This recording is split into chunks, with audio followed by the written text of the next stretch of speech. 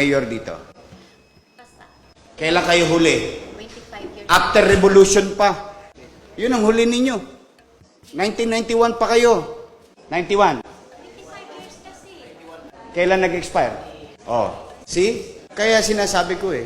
Noong nag-expire na nung mga 4-5 years ago. Usually pag ang private, pag mag-expire na, para hindi maputol, halimbawa 1 year before pa lang, 2 years before pa lang mag-expire, ina-apply na. Di, sinasabi ko, nagre-real talk lang tayo kung talagang may malasakit. Kasi yung dito, gustong-gusto, illegal yung tao. Pag illegal yung tao, makikiusap yung tao, tama. Pag makikiusap, ano yun? Walang kasunduan? Pagkakasunduan yun. Kawawa naman yung pobre. Siyempre, pobre, alang magagawa yun. Magbobot ayun. Dahil ang gusto nun, maghanap buhay lang. Wala nang iba. Tama? O dito, tanong, mahal ba ang prangkisa? Wala. Kaninang trabaho? Konseho. Pag naprobahan sa konseho, anong gagawin ng alkalde? Gusto ba ng alkalde o hindi? Pag gusto, pirma. Pag ayaw, bito. Kayo, binito Ano?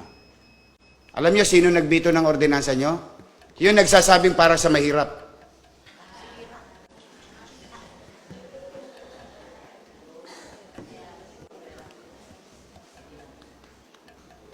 Kaya mag-iingat kayo. Talagang mahirap yung yung kiyaw-kiyaw lang. Ngayon. Meron akong pakiusap. Sige. Hindi, regalo ko muna. Isolusyon natin. Bukas na bukas, market administrator, magbukas kayo ng palengke.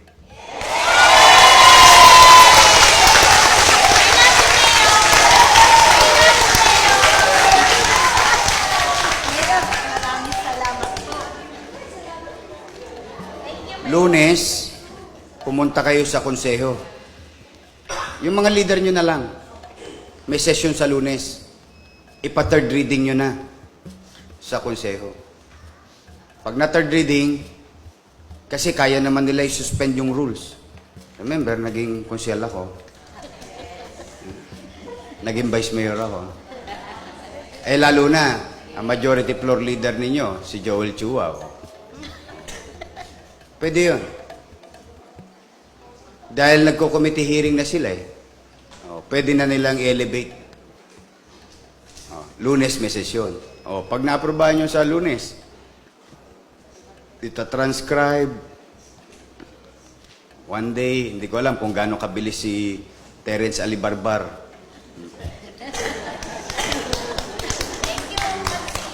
Na tabihan yung nagtatranscribe nung record. At mapapirmahan niya kaagad. Malay nyo, Miyerkules, pirmahan ko yan.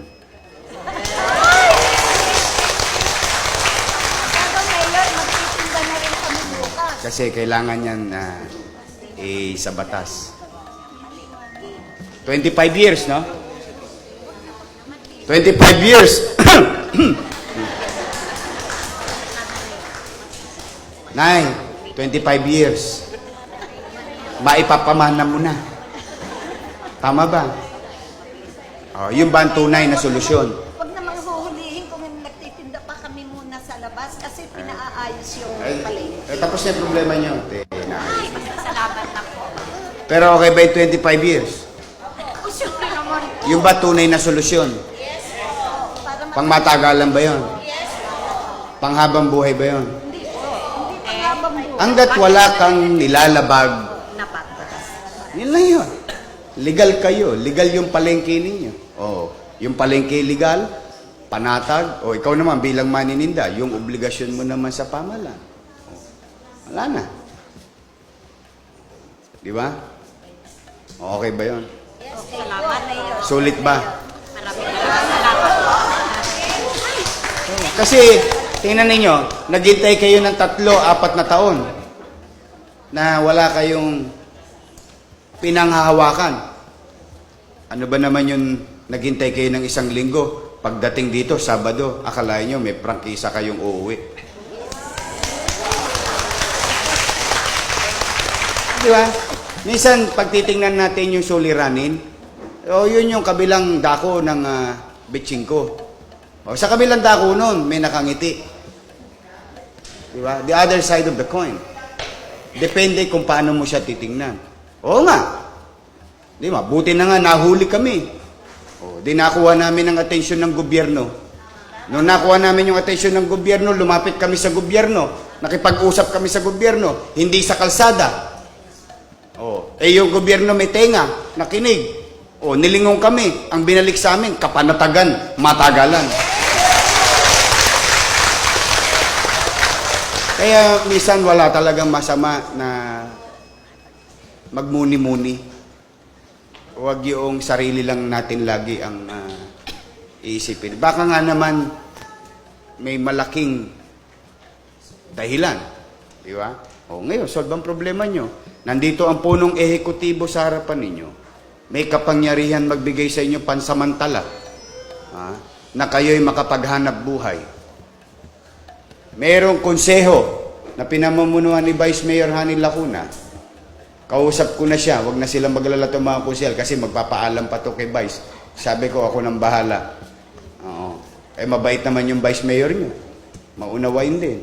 Tapos meron kayong konsehal na nagkakaisa dito. Yung pagsasabatas, yung pagpapasatupad. Nandito pareho sa harapan ninyo. Uwi na kayo masaya.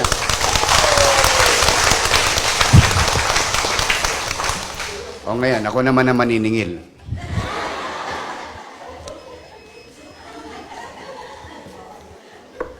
Mababaw lang naman ang singiling ko. Pwede ba makisuyo? Pakisuyo naman.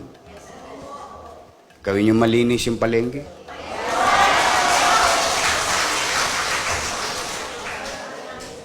Huwag niyong gawin para sa akin. Para sa mga mamimili natin na mamamayan ng lungsod. Ayan, tanungin ninyo yung aming market administrator. Doon sa Viber group namin, tanungin nyo sila, ano inatas ko sa kanila. Araw-araw, lahat ng pampublikong palengke na pag-aari ng lungsod ng Maynila, sakop ng aming kapangyarihan, linisin ninyo. Total, ang mayor, iskobahin ninyo. Di ba? Pwede? Pwede. Totoo naman. Sabi nga nung isang matanda may isang video nakita ko sa Facebook, natutuwa naman ako. Sa tinanda-tanda ko nang namamalengke sa Pretil. Ngayon ko lang nakita na bumango ang Pretil. Hindi, sabi niya yun, hindi ko sabi yun Napanood ko lang siya sa YouTube. Dahil may mga vlogger. Kasi nililinis talaga. Araw-araw, pinakikisuyuan ko. Yung aming kawani at yung mga nakikinabang sa pagtitinda. Linisin ninyo. Pangalawa, isuplong nyo sa amin. Isuplong nyo sa amin. Muli kayong magtiwala sa gobyerno. Isuplong nyo sa amin yung mga nagtitinda ng karne na sa tingin ninyo ay kaduda-duda. Hindi ko sinabing bawal agad. When you say parang kaduda-duda, di ibig sabihin, kinukuha nyo ang atensyon ng pamahalaan na gampanan ng kanyang tungkulin at gagampanan namin. Di magsisiyasat kami. Pero hindi kayo madadamay. Iba kasi ang naging dahilan kung ba't kayo nasara. Ngayon, maliwanag naman na yun. That's water under the bridge. Okay? Tulungan nyo kami. Kasi ang kakain doon. Baka mamaya ang kumain doon, anak nyo. Hindi mo naman mahulaan pagka sinalang na yan sa kaldero. Kung saan galing yan, tama? Wala namang ginawa dyan. Ito, Pretil Market. Nakalagay ba yun sa karne pag pinirito mo yung manok? Wala. Walang ganoon. Kaya hindi na natin alam. Yung pananahimik natin ay pagpayag natin. Ang nabiktima, tayo din pala bandang huli. Parang basura yan Basurang itinapon mo, babalik din sa'yo. Tama, di ba? Makes sense Kaya tulungan nyo kami. Ha? Makiisa kayo. Maraming salamat naman. Bagamat kayo ay walang legalidad na nag-exist, ay patuloy kayo nagbibigay ng obligasyon ninyo sa lungsod. Di ba? Walang papalya. May nangongotong ba sa inyo doon? Promise? Huwag kayong gumawa ng dragon. Totoo lang. Taong bayan ang gumagawa ng dragon. Biri mo, ibong pipit lang, oh. Pinakain ng taong bayan ng illegal na pera. Galing sa pinagpawisan niya. Ba, lumaki, naging agila. Ba, pinakain pa rin. Ba, madang ulit, dragon. O, susunugin na tayo niyan. Sila na ang magiging gobyerno. Kaya nga nagkakapatayan sa Divisoria, eh. Diba? Pero ano na yan, at least nakikita ninyo na may pamamahala. Hindi perfecto ang gobyerno, ha? Huwag nyo akong isipin masyado na ako laging tama. Maaari akong mali. Hindi ako perfecto, tao lang ako. Hindi rin perfecto ang gobyerno. Pero, isa lang ang garantiya ko sa inyo. Sa abot ng aking makakaya, 10 ng aking mga kasamahang kawani, mga kusyal, maglilingkod kami ng tapat.